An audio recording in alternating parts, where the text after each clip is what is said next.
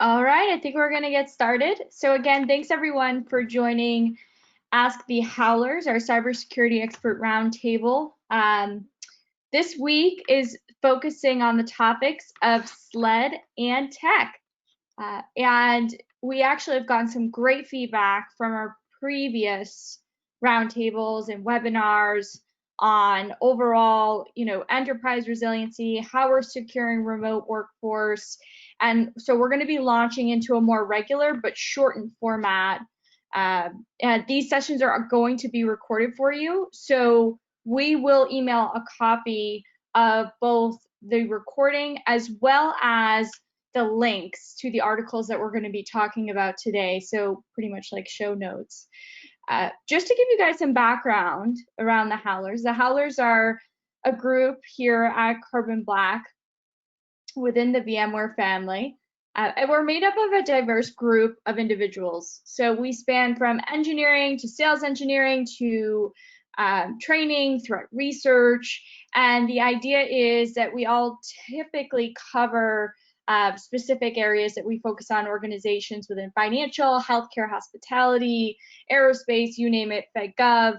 And so it's really the opportunity for us all to come together and see, are we seeing the same things from industry to industry? What are the best practices we see evolving? What things do we think, are interesting, especially right now, right? You guys are getting bombarded with content from vendors.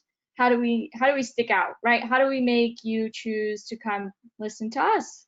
And so what we're going to be doing today, let me just get this going here, is we have a little of agenda today. So we are going to just go through a couple different articles that each of us picked to bring to the discussion. And then what we'll do is we will go through and do some Q&A. So feel free throughout the conversation to pop things into the chat, pop any questions that you might have, pop any opinions you might have as we go through. We'd love to hear it. So let's get started here. We'll do some intros. I think we should all do an introduction, and we should all say where we are currently residing from. So my name is Stacia Tympanick. I am a solutions engineer based out of, right now, Waltham, Massachusetts, so right outside the city of Boston. And I cover enterprise accounts in the New England region. That is all over the map, not specific vertical, if you will. Sanara, I will hand it over to you to go next. Perfect. So my name is Sanara Marsh. I am residing currently out of Maine, but typically outside of the Boston area. I am in the Northeast field solutions engineering, so I actually cover healthcare for the Northeast as well as New York, New Jersey. And I can't get my webcam to share, but I'm here in spirit. Ryan? All right, I'm Ryan Hendricks. I am the training manager here at VMware Carbon Black. I've been in charge of the training for all of our products, for our partners, employees, customers, for our 7 training team across the globe. I reside out of Albuquerque, New Mexico. I prefer not the Northeast, where it's nice and warm here, pretty much year round, and very too little amount of snow is my preferred type of weather. And always sporting that bow tie, of course. Sporting my Star Wars bow tie today. That's right. That's right. All right. So I think we can kind of dive in. The first article that we wanted to cover is an article titled "Schools Already Struggled with Cybersecurity, Then Came COVID-19." It comes from Wired.com.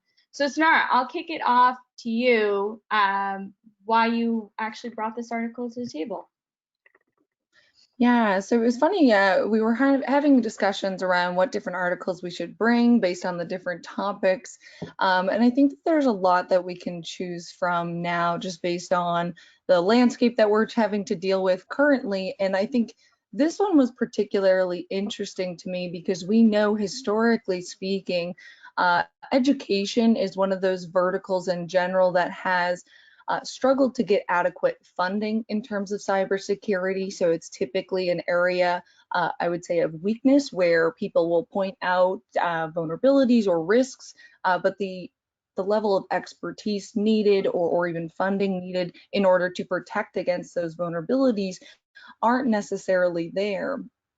And now if we overlay that with the threat landscape that we're seeing today, actually introduced by this global pandemic with COVID or coronavirus running rampant, right? We're starting to see an area that's a really big advantage for adversaries because they're starting to exploit our fear, our uncertainties, right? This is something that things are constantly changing and they see this as an opportunity. And we know that adversaries aren't going to slow down in this type of climate, right? Healthcare is also highly targeted because adversaries know that this is going to be a very challenging time.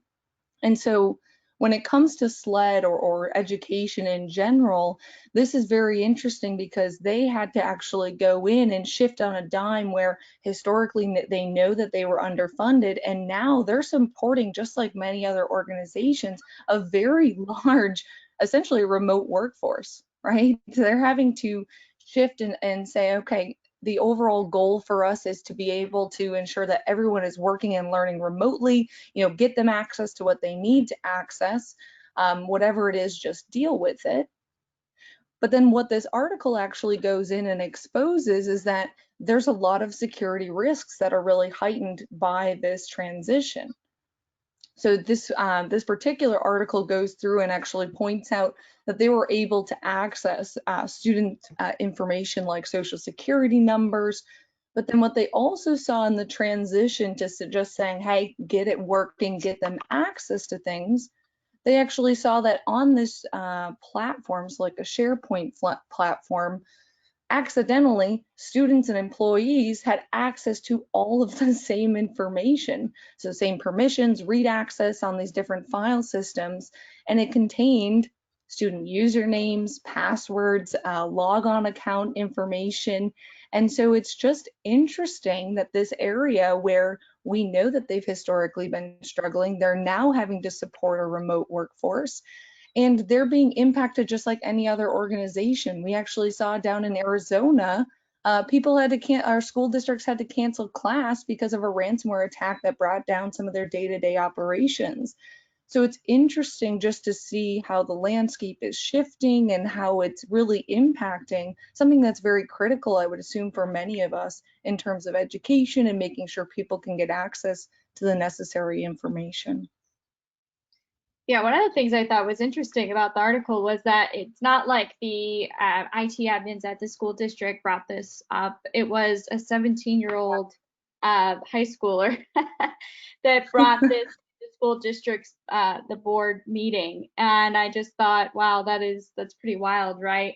And I always think about, I always wonder, like, if we started to build more STEM into our school systems and start to, entice kids at a younger age about these things, imagine the type of, help you could get if you started to have these students kind of help to, strengthen where these schools don't have the budget to afford people that are, that really are cybersecurity focused. They just don't have the funding. Now, like, let's put it in a perfect world, you were to start a STEM program and maybe you could offer these kids some sort of internships in high school to help actually strengthen the security of the school systems, and harden the security of the school systems, and then do some sort of bug bounty programs where the kids can compete with each other.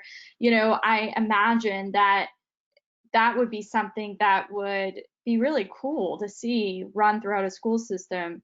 Ryan, I don't know what your thoughts are, but I think that would be really cool to implement something like that. Yeah, I think it's a very novel idea, and I think it's already been in schools for different positions for a very long time. I mean, my high school, when I went to it, had a shop class where they worked on vehicles, and that was part of the class. Was you learned about the vehicles, you worked on the vehicles, maybe you fixed one up. Why not have a cybersecurity class where part of it is assisting with the overall general cybersecurity of the school or helping manage some of the IT systems? as part of that. And I think all of those build up those skills, because one of the items you run into, even coming out of school, is lack of hands-on experience. We have all this book knowledge we went through, even the cybersecurity class, but I have hands-on experience. I was working on these items. I was imaging the machines and making all of that take place. I think that's a very novel concept and something that would be great to bring into the actual education field and into the schools. Yeah, and if we know anything to be true about the cybersecurity industry in general, is that the cybersecurity skills gap is extremely rampant, right? And that's one of the reasons that education is struggling. Like you're mentioning, they don't have those resources. So how do we get people engaged early and often in a way that's going to help us reduce or mitigate some of those risks that exist, and get them interested, right? It's something nowadays we're all on our phones and computers constantly. Kids even tenfold to that. They've grown up in an industry or in a world where they're surrounded constantly by technology. It's going to be pretty incredible if we expose them early on what they can start to expose and what we can learn from them, honestly, just being constantly in technology. Completely agree. Yeah, I mean, I can't also help but think that, you know, from a vendor perspective, that we don't help them, right? If you're going to have this program, maybe from a vendor perspective, we can do some sort of labs with different products out there, you know, threat hunting challenges that we run for security analysts. There's no reason why we couldn't offer those free resources to high schools or middle school students that are going through STEM programs. So, you know, it's push on the vendors to also be a part of that community and help these kids grow up in a world where we're enabling them to get into these STEM fields. So I definitely think it's something that we should all be considering, you know, just looking at the state of affairs. So, Yeah. sweet. I think that's good transition time to talk, Ryan, about the article that you brought, which was called, it was focused on a KnowBe4 report. So KnowBe4 finds as cyber attacks soar, U.S. state and local government entities struggle to keep up. And this came from the KnowBe4 site. So Ryan, go ahead, kick it off. Why'd you bring this one? This article hits home. I'm a training manager. I train. I love being in the classroom and educating. KnowBe4 is a security awareness training company. This is what they do. And they also offer some other services for things like phishing tests. And this report was kind of focused around there of the most common attack vector is a phishing attack coming into an organization with ransomware being the main primary payload from that attack. And so this paper really focused in on how is this impacting, you know, those municipalities and what impact does it have overall. A lot of times we just focus on the money value, but not the services that these organizations provide and what happens if those services go down.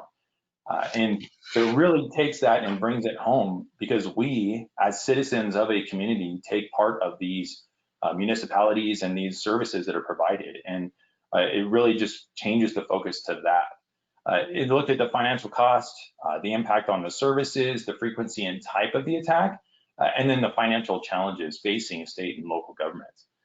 One key finding is that of all the targets, education and cities and townships made up more than 50% of the targets.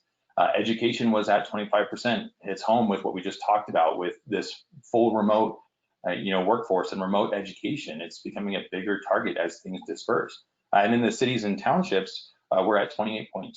So just between those two, over 50% of all the attacks were focused on them. And then looking specifically at ransomware, it looked at the cost to it. And the average ransom paid per event in municipalities between 2017 and 2020 was over $100,000, $125,000-ish dollars. And to really hit home this number, these organizations get most of their funding from tax money, from taxpayers. And so that is our pocket that's paying this ransom to get those services back up and operational, which I really think has a big impact. Is something that we as just citizens need to keep in mind and account for. Regarding the impact on services, referenced in the paper was a study by Coveware Analysis on the average downtime from a ransomware attack being 9.6 days. Depending on the services provided, I'm unsure whether I could do without some things for 9.6 days. You know, my favorite restaurant chain has an attack and I can't go get food from them for 9.6 days. Okay. As we just saw, Garmin with GPS services going down for 9.6 days. I'm not a runner, so I don't have GPS stuff to upload. So that one really didn't hit home for me. But I live in the desert here in Albuquerque, New Mexico. If it's over 100 degrees and I can't run my AC, it's not going to be an enjoyable time for 9.6 days if something were to happen there. And so I like to just focus on that. Those are things that will impact us.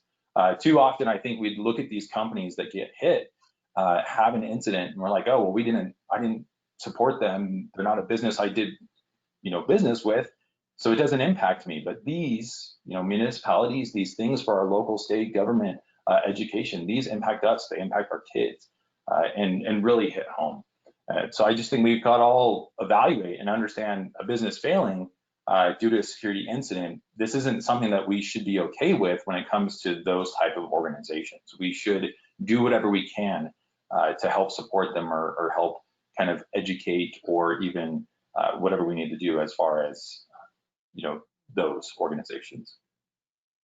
I feel like COVID was like an eye-opener to how much stuff you just take for granted. I was supposed to go to Italy back in right before this thing like really heated up, but I had applied for the global passport, the global trust, the speed through checkout, whatever it is, and everything had shut down. Passports had shut down.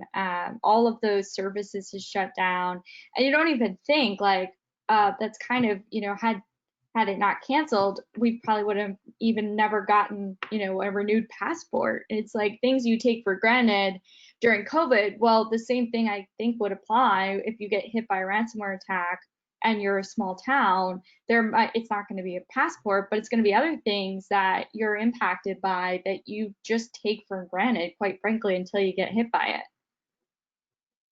And I think this is something too that we just generally don't think of unless you work in cybersecurity, right? So I'm assuming most people on this webinar today are somewhat involved with cybersecurity, but I think that the impact that these different attacks truly have really speaks to some of the talks that have been coming out lately around security as a team sport, right? It's not just an IT and security field, it's something that we need to find ways to talk with one another about security in a way that's relevant, right? Ryan, you said, well, I'm in the desert, so I care about my AC and, I'm not a runner. How do we take security and make it relevant to everyone that's involved? To your grandma that started the attack because she opened that email, right? There's different things that are going on, and there's different ways to make security relevant to those people so that holistically, hopefully as a community, we can start to become better, because the adversaries really kind of have their choice of the picking at this moment, right?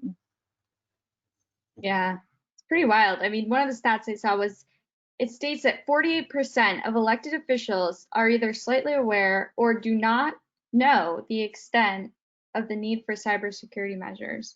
And 53% of local government institutions do not even keep track of their cyber attacks. Like, to me, that's just like, whoa, that's crazy, right?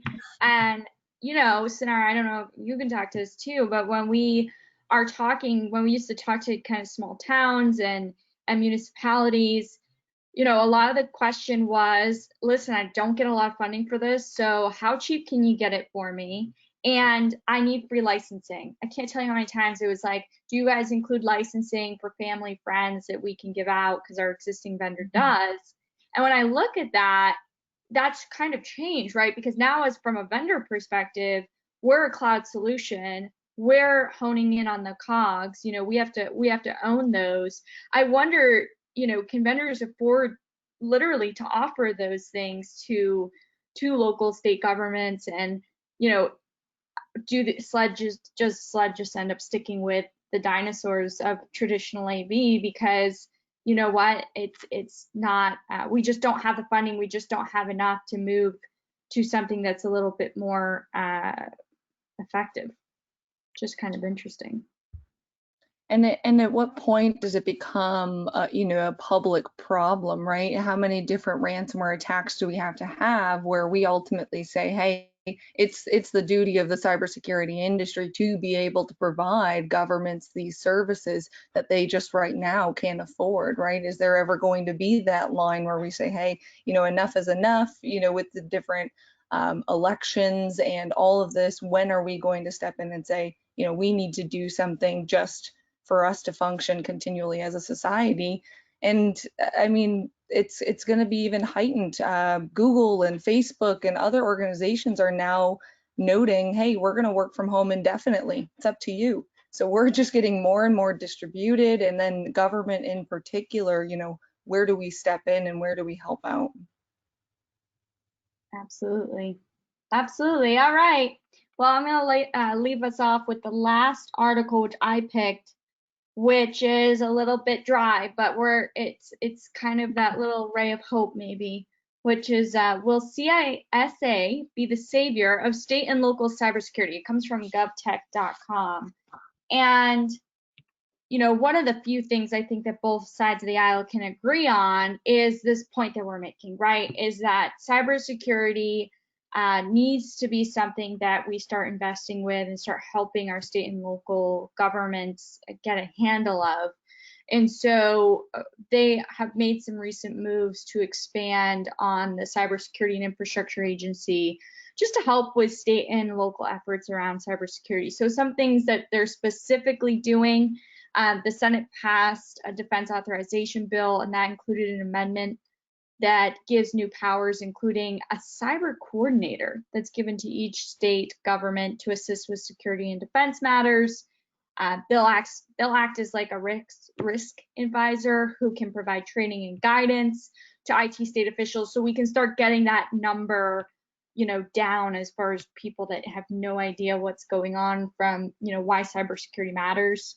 And there was also a bill that was put out last year that would help at least help fund a grant program for state and local cybersecurity. It suggested creating a state and local cybersecurity resilience committee, which would be staffed by state and municipal leaders. It would advise and provide situational awareness to the Cybersecurity and Infrastructure Agency on the status of what they need, right? This is what we literally need from you to help us get, and harden our cybersecurity measures, right? So I think that that's kind of cool. I also think this system would allow for government to help upgrade equipment, assist in identifying critical infrastructure. I mean, we can't tell you how many times we talk to people and they don't really have an idea of the keys to the kingdom from a state and local perspective. So, I think that this is something it sounds okay in theory. The question is, like, is this really going to work? And I'm curious to hear, like, what do you guys think? Do you think that this is just something that blows in the wind, or do you think this actually has the potential to do some good? I'll go ahead and comment first. I think it does have the opportunity to go well. Tying back to the statistic you brought up in the article that I have of most local government not having a way to keep track. This is something that position can do, of keep track of these incidents. So, unless you keep track and know the historical representation of them, you don't know what to expect. That's a big part of risk management, is understanding how many times does this occur per year, so I know what financially we might get hit with over that time period. And also be able to, on those officials that are then deciding where the budget goes, advising them on where that spend is and why that spend is important. I understand cybersecurity constantly changes, and what happened yesterday is not the same and relevant as today, but that means you have to be on your toes and constantly changing. And without somebody digging into it, I like to call it, and I use it as a term of endearment, but I nerd out on this. I'll stay on the know of what's going on, and so I can speak to it. But unless you have somebody who's driving for that, to represent that across the organization, across the government, and provide that advisory role, it's just going to go unnoticed, and it'll just become a normal day-to-day operations, not even thinking about that. And I'm very hopeful.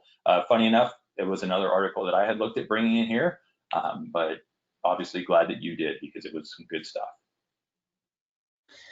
Yeah, I think that this definitely, I feel any step is probably a good step to be taking, right? The last thing that we need is to be doing nothing when we clearly see that there's a problem.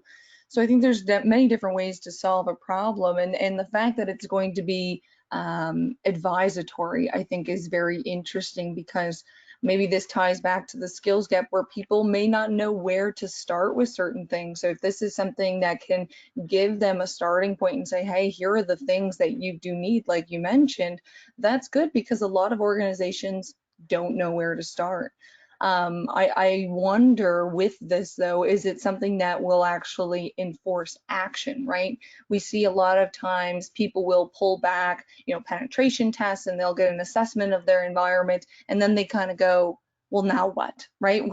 What's next? Are they going to get the funding to actually take the steps that's necessary? It seems like that's definitely something that's a part of this, but is it going to allow for those next steps? Are they going to have to assess which next steps are, prioritized, and what risks or vulnerabilities is that going to leave them open to?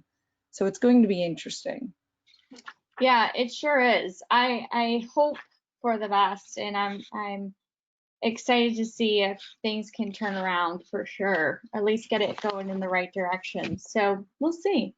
But that's really what we had today to bring to the table. As far as our next episode that's going to be coming up, you can register. Pretty easy site to put in, carbonblack.com/ask-the-howlers. It's going to be a special bonus episode next week. Obviously, Black Hat Recap, hosted by our very own Rick McElroy, with guest Karen Elizari, who's a TED speaker, security analyst, and author. So please sign up today. And as a reminder, check your email for a recording of today's show, additional resources, links to all of the articles that we discussed. As we leave off here, in the theme of back to school, favorite school supply that you got when you were going back to school? I'm going to start with, I really enjoyed those what are they, fabric covers for books. I was telling the crew before the show, I bought a bunch of them, and I was so excited. I saved up all my pennies, went to Target, got them, and they were too big for my books. So like first day of middle school, I was like, walking around with covers that didn't fit any of my books, and it was kind of a nightmare, but that's life. Sanara? I was a big notebook person. Never got the fancy notebooks all that frequently, but I was there for my specific colors. Math was always orange, science was always blue. I was always very excited about that. I think it was to get ahead of my lack of organization after the fact. So it's something that made me feel organized at the beginning. Ryan, you get to close it out. Something exciting. Yeah, and mine is really not me. It has to do more with my family and my kids, and some awesome stuff that my wife has done, where backpacks are no longer what they used to be. They're not just a solid color and only one brand. So our kids really look forward to every year picking out their backpack and what pattern, what different character or whatever's on it. And that's become like our summer activity, is figure out what you want to have for the whole next year, and it has to last you the whole year. To figure out what backpack you're going to pick out, and it's become our family activity. That's awesome. That's awesome. All right, guys, we just want to say thank you for spending the 30 minutes with us, and we will see you on the next episode. Thanks, everyone. Bye.